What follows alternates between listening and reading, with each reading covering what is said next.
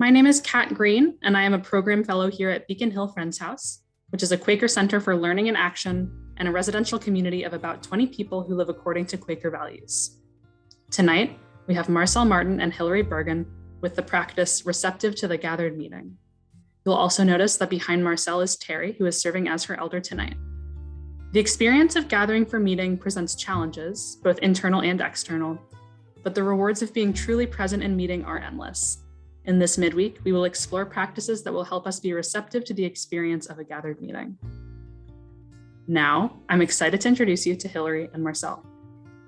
Hilary Burgin is Executive Director of Quaker Voluntary Service, and Marcelle Martin is the author of Our Life is Love, the Quaker Spiritual Journey, and A Guide to Faithfulness Groups. Marcelle and Hilary have led retreats and workshops across the United States and are core teachers for the 9-month program, Nurturing Faithfulness. Again, welcome. We're happy you've joined us. Marcelle and Hilary, it's all yours. The gathered meeting. Mystical times are capable of all gradings and shadings, from sublime heights to very mild moments of lift and very faint glimpses of glory. In the gathered meeting, the sense is present that a new life and power has entered our midst. And we know that others sitting with us are experiencing the same exaltation and excess of power. This community of life and guidance from the presence in the midst is made clear by the way the spoken words uttered in the meeting join to one another and to our inward thoughts. A common life and current sweeps through all. We are in communion. We are in communication with one another because we are being communicated to and through by the divine presence. Thank you so much. So we want to speak today about the gathered meeting, and we'll define it a little bit later, actually, but want to share some characteristics that we see of the gathered meeting. And between this last slide and this slide, if there's any words that are standing out to you or anything that's rising in you, feel free to write it into the chat.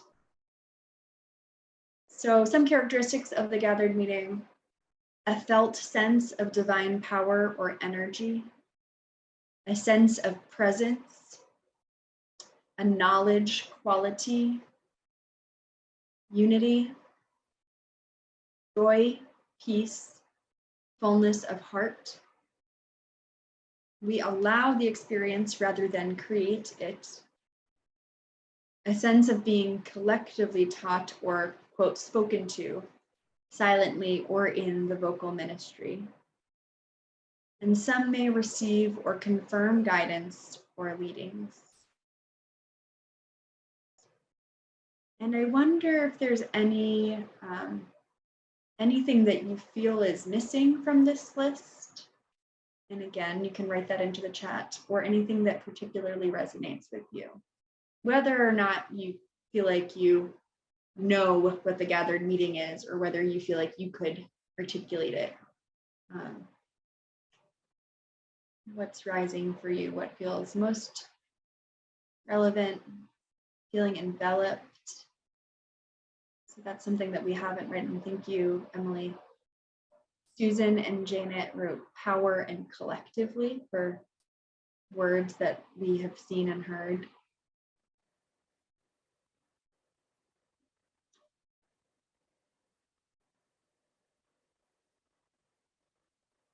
Outer self or edges dissolve. Thank you.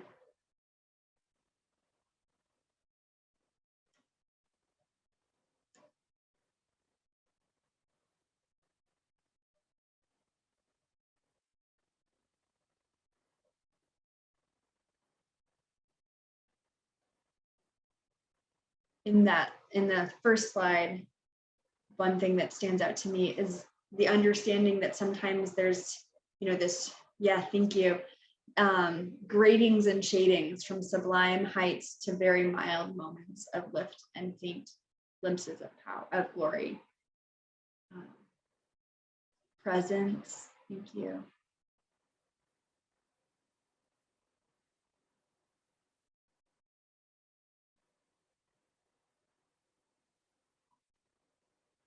So as more comes to you, feel free to write it into the chat. Marcelle and I are interested also in sharing, our personal experiences about the gathered meeting. And I have the story of going first. And so I want to tell a story of experience of mine from my home meeting. I'm a member at Beacon Hill Friends meeting in Boston, where the Beacon Hill Friends house is. We meet in that space. And I think it was probably 10 years ago. I had come late to worship, and at Beacon Hill Friends meeting, there's the meeting room, which is downstairs, and it's down this big staircase that has a tall side. And if you come after meeting starts and up to 15 minutes late, then you go into the parlor, which honestly, sometimes I call the timeout room. And it's like, oh gosh, I was a couple minutes late and I have to go to this other room. But actually the worship in the timeout room is really wonderful. I do love the parlor. And then at 15 minutes past the start of worship, everyone comes down and some people sit on the stairs. And if you arrive even after 15 minutes after worship, which I was doing on this particular day, you kind of quietly slip and sit on the stairs. And again, the side of the stairs, it's tall. You actually can't see into the meeting area, into the worship area from the stairs that you're sitting on. And I was probably like 20 or 30 minutes late for an hour worship. And I got there and I was just entering into a gathered worship. And I immediately got to sink down into that place. I think so often my experience of worship is the process of getting into a deep place. And so I was sitting, and a couple minutes later, somebody gave a message that was for me. And I knew it was for me. And the other messages had that same thread that I got to follow. And afterwards, talking to others, having that sense of like, oh, we all experience something together, that collective experience of the divine, of a thread that we're weaving together, a number of threads, and it's making this beautiful tapestry together. And I think there are many moments on kind of like my convincement journey, being convinced friend, and even though I grew up Quaker.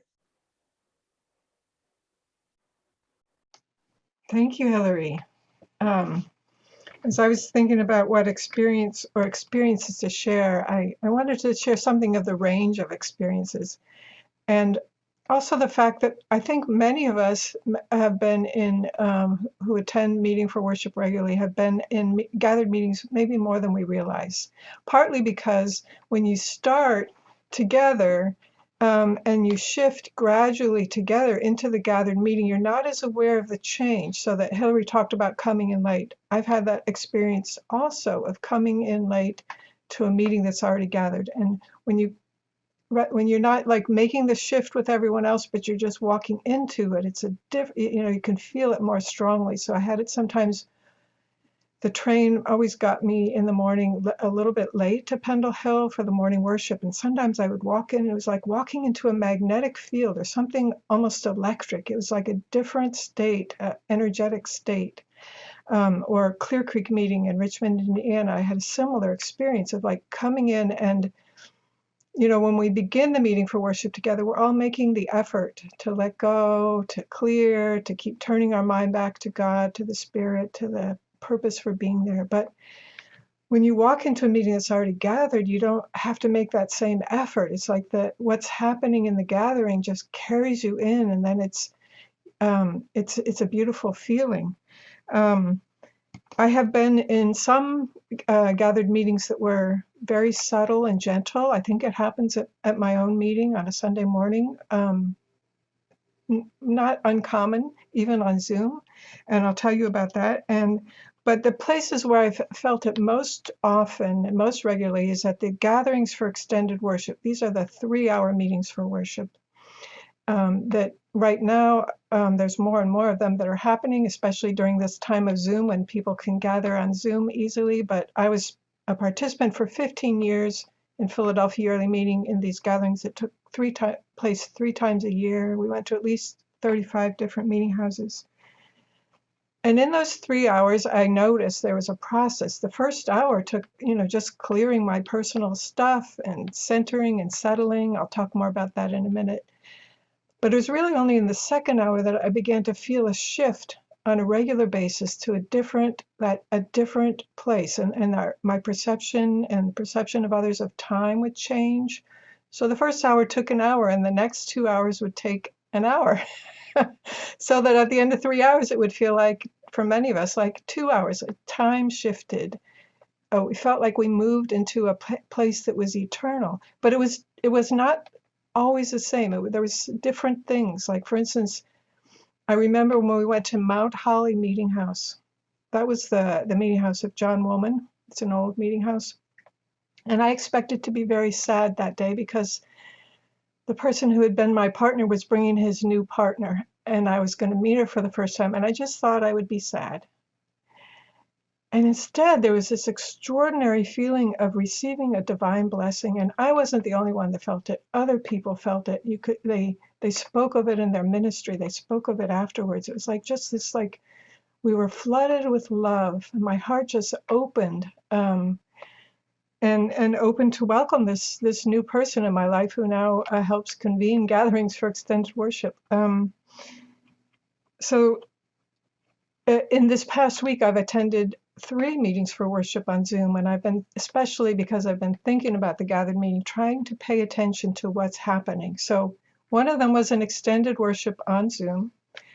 And for the first hour, it started at like 2:30 in the afternoon, which is a sleepy time for me. And I noticed in the first hour, I got a little sleepy. I sort of began to nod off a little. I kept making the effort to center and focus, to offer sort of the worship in myself and my life to God. But it was work and, sometimes sleepy work. And then someone gave vocal ministry that spoke to me. And I felt this quickening inside me, and I think it may have happened inside others. I felt like the whole meeting kind of quickened.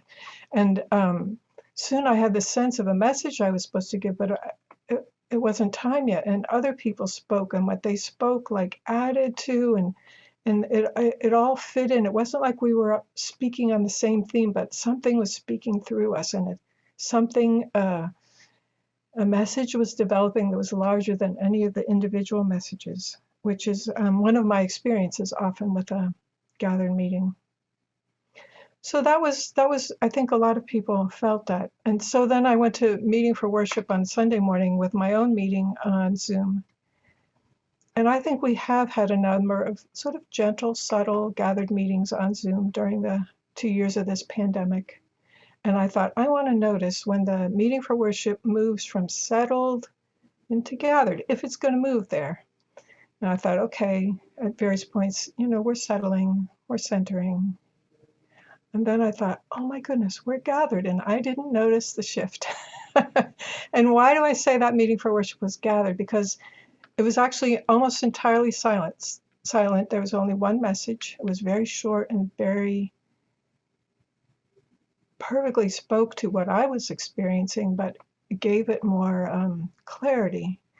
But there was a sense that we were together, we were united in this, and that we were all being spiritually fed by this thing. And sometimes when this gathered experiences happened for my meeting on Zoom, the messages will speak to that. But this time there's only one message, and it really illuminated what was going on for me. There's a sense of the Spirit, God, the life that's larger than us, that the wisdom that's larger than us is teaching us through the ministry, but also in the silence. And the ministry is sometimes necessary to help us get that message, but it's the message is coming through the teaching. The healing is much larger than whatever we speak. So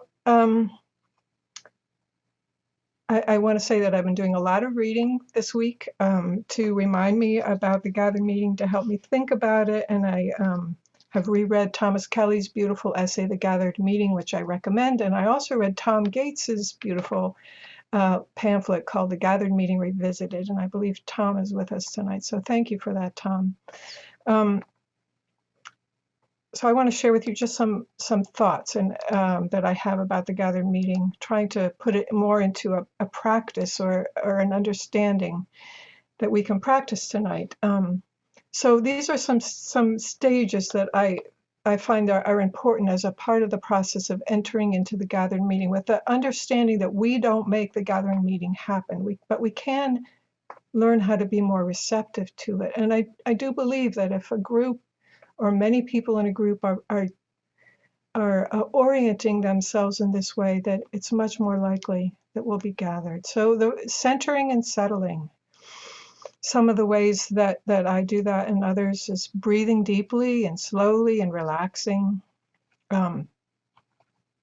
Possibly taking other spiritual practices such as prayer, gratitude, taking in the presence of others with you in the worship. That's important to recognize that this is a practice.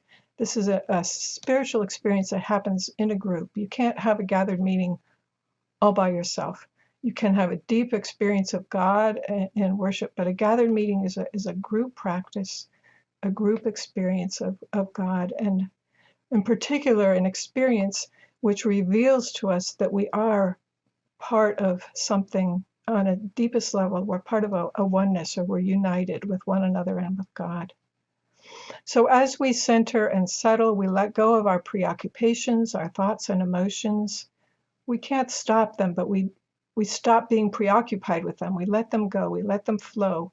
We turn our attention instead, and we open our heart to God, to Christ, the light, to love, however we think of that larger presence, being, power, spirit that guides us, that guides our lives, that gives life to everything.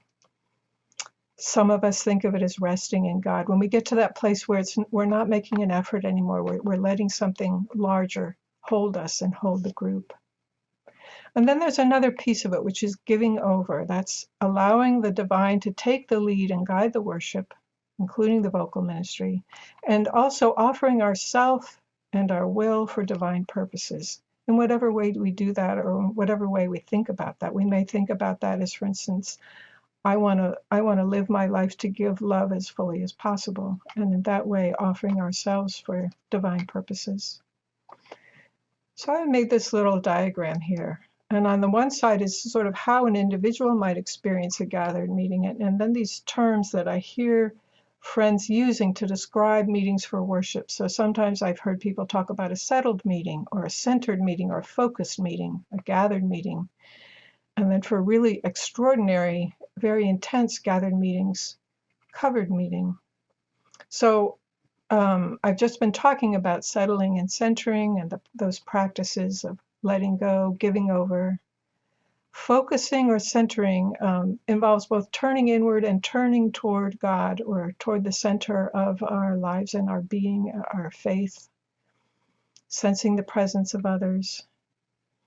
Centered, inwardly attuning to God, Spirit, Christ, divine mystery, to love. And then when it moves from those efforts of individuals and the community collectively, and it's no longer about our effort, but about surrendering to the presence of God, the presence of the Spirit, the presence of Christ, which is gathering us or revealing to us the truth of our unity in God, and our hearts written in one another's hearts, that we are part of one divine mystery.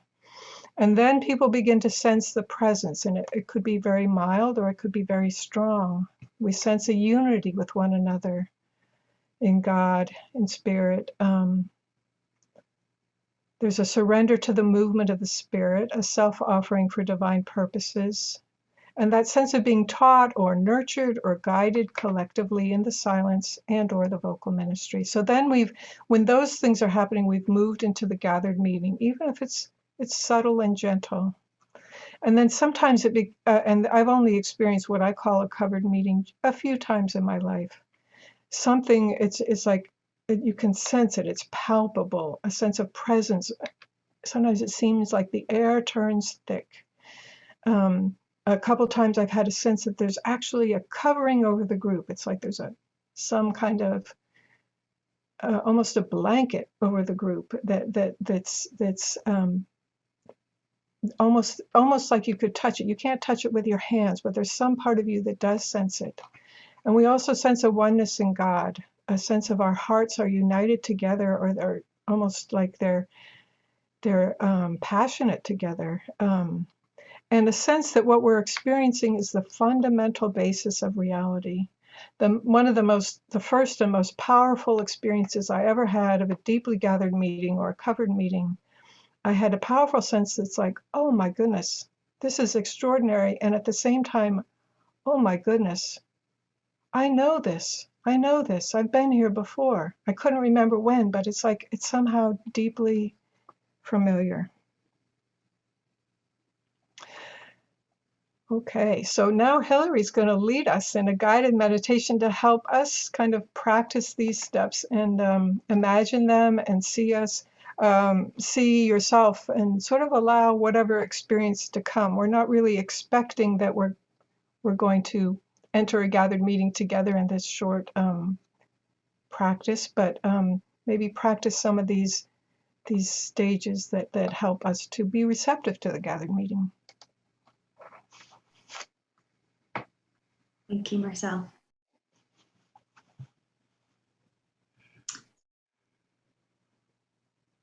Take some deep breaths. Close your eyes if you're comfortable. Relax your body, but let your spine remain tall.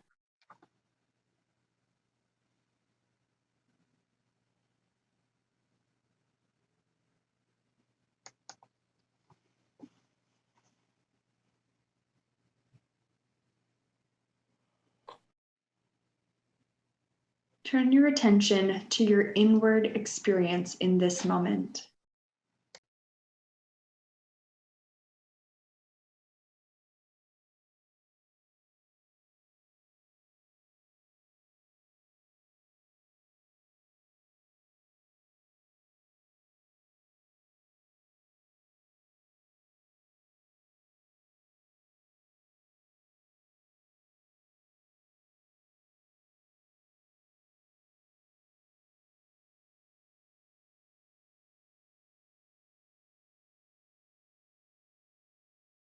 Notice and gently let go of any thoughts, emotions, or preoccupations on your mind or your heart.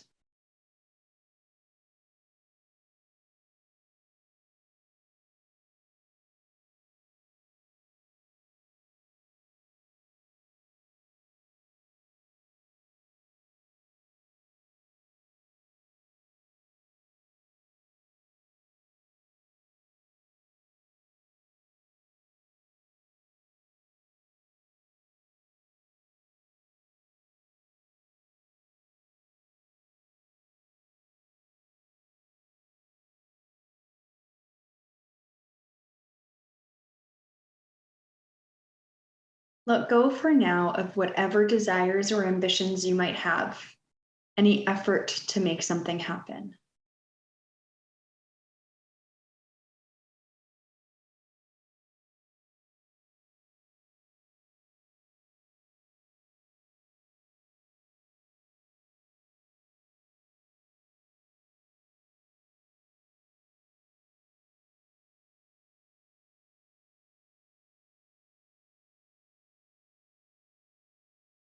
Turn your attention toward whatever is at the deepest center of your life.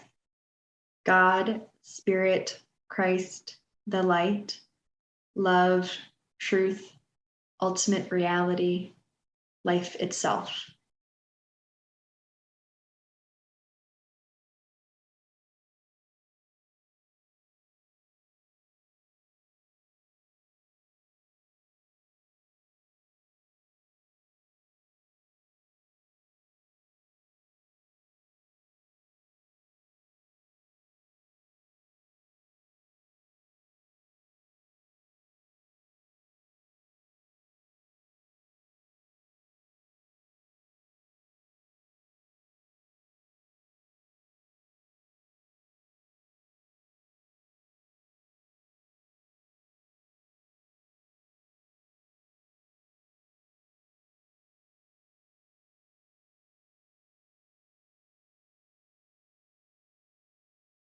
Allow yourself to trust in the goodness that characterizes this divine center. Open to this divine reality. Offer yourself, your life, your will to serve God, Spirit, Christ, the light, love, life itself. Let go of control to this larger reality.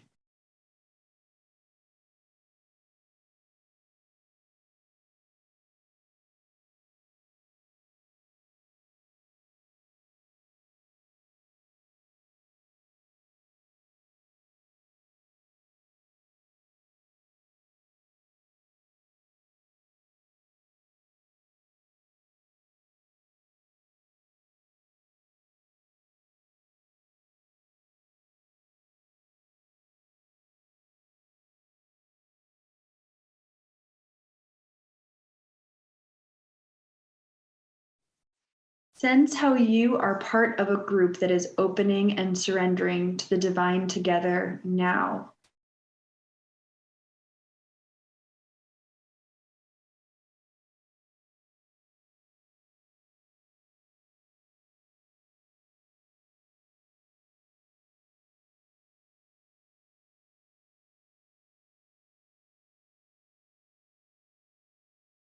Pay attention to how you may be taught, loved, nurtured, or guided by the divine presence among us.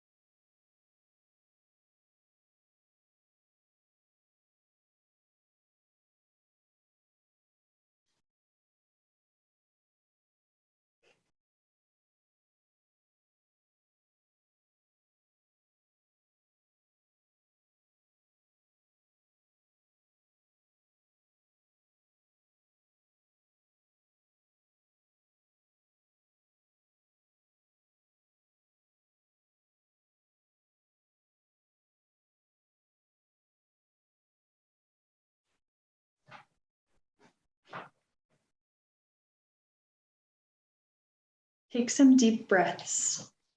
Notice what you are aware of. Gently return to this present moment and this group.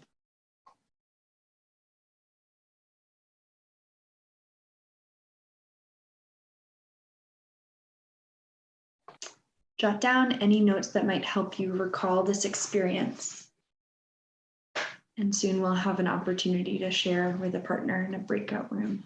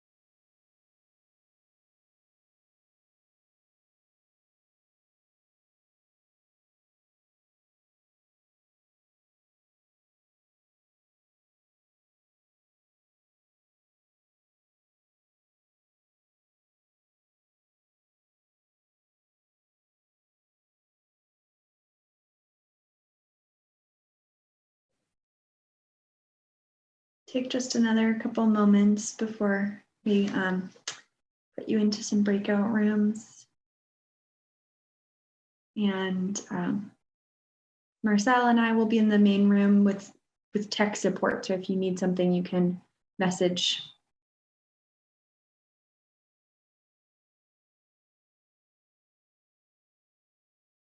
All right, you'll be put in breakout rooms in just a moment. There will be most likely one other person. Jen has just added the instructions here, and I'll read it. Share whatever you feel comfortable sharing about your experience of exploration during the guided meditation. Did you try letting go, opening to the presence in the group, focusing inward, centering and or trusting or surrendering to the spirit? You have different practices you might have used. Perhaps there was one prompt that really fed you, that felt like a place to spend some time. In pairs, each person will have 4 minutes to share. Use the spiritual language that's authentic for you when you are sharing. Listeners receive lovingly without comment. The sharing in breakout groups is private and confidential. And thank you, Marcelle. Marcelle also just added it. So in these rooms, please have the listener paying attention to the screen so that you see a message after 4 minutes has gone by. Or if one of you has a way to set a timer for 4 minutes, I encourage you to set a timer.